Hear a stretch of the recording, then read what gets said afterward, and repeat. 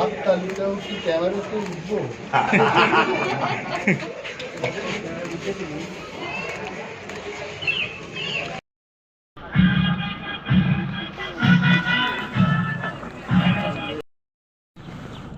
Bridge দিয়ে এই দিক দিয়ে কতদিন হাঁটাহাঁটি করলাম।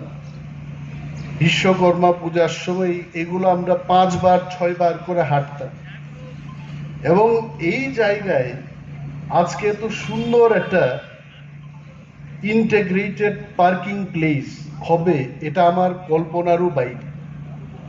এটা আমাদের শুধু, আমরা এটা বললেই হবে না যে আপনাদের আমাদের স্বপ্ন আজকে বাস্তবায়িত হলো।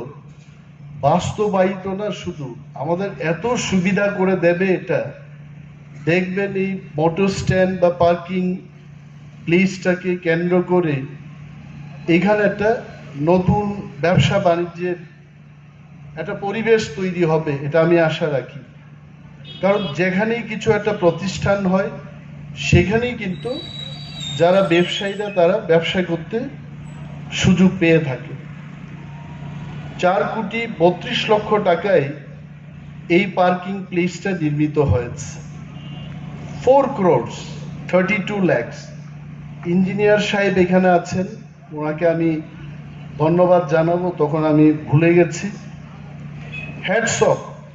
এত সুন্দর একটা রংটাও দেখবেন, আগে অনেকগুলো কড়া রং দেখতাম, কিন্তু এই রংটা আমার খুব পছন্দ হয়েছে।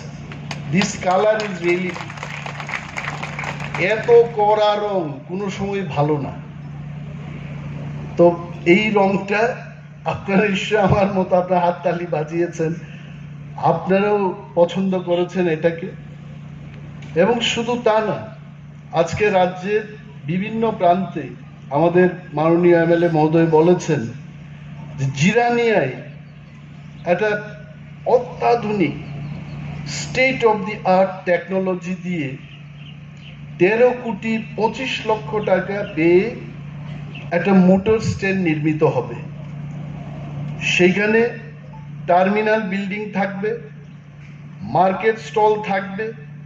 অর্থাৎ একটা মোটর স্ট্যান্ডের মধ্যে শুধু গাড়ি থাকবে, যাত্রীরা থাকবে, এটা হবে না।